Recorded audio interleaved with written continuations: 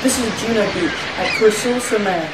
I am here in 2015, visiting the location my grandfather Nick fought at during World War II. However, I was not only exploring locations, I was exploring the past, exploring the legacy of my ancestor from 70 years ago.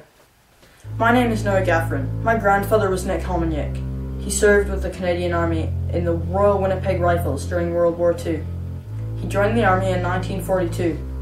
He was sent abroad to England later. The Royal Winnipeg Rifles were involved in one of the fiercest battles in World War II, the battle to capture the city of Caen. The city of Caen, situated on the Orne River and the Caen Canal, was a critical turning point for the Allies, sort of acted as the hinge to get farther into France and towards Germany. Just outside the city of Caen, there was a small village called Carpiquet, which was the site of an airfield. This airfield was to be the site of a major battle for the Winnipeg Rifles. The battle for Carpiquet was a long, hard-fought battle. The Royal Winnipeg Rifles was tasked with taking both Carpiquet and the Carpiquet airfield. It was supported by the Fort Garry Horse Tank Regiment, and they attacked Carpiquet from the west. It was defended heavily by the 26th SS Panzer Grenadiers of the German 8th Army. The original attack on Carpiquet airfield began as early as June 4th, as it was shelled. Enemy counterattacks were heavy, and the Winnipeg Rifles struggled to hold the little ground they had gained in the village and the airfield itself. It took many days before even one hangar was captured. This battle was fierce. Many men died. The airfield was virtually destroyed. There was little that remained afterwards.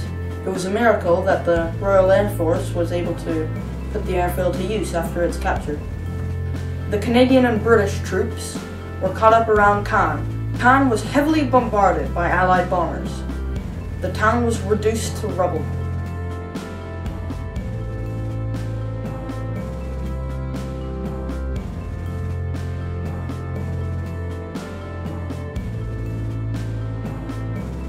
Today, the Carpiquet airfield, situated just on the outskirts of Caen, is a small regional airport used by Air France and many general aviation pilots.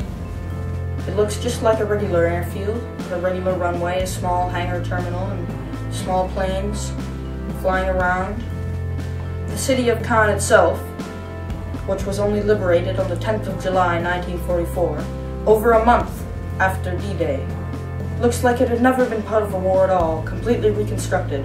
It is now the site of a large war memorial museum. My grandfather was in charge of driving a truck. His truck towed an artillery gun and a trailer behind it. After the war, he was quite hard of hearing from the large noises that the gun made. He didn't talk much about the war, he just said he drove a truck and that was about it. After the ferocious battles in Normandy, the Royal Winnipeg Rifles were tasked with fighting up the coast of France and then going into Belgium and Holland. My grandfather spent most of his time in the war in Holland, and after the war ended, he even spent a small amount of time in Germany. He returned home to Canada in 1946, where he became a farmer and ran a local family hardware store. Nick Homeniuk died in 2005.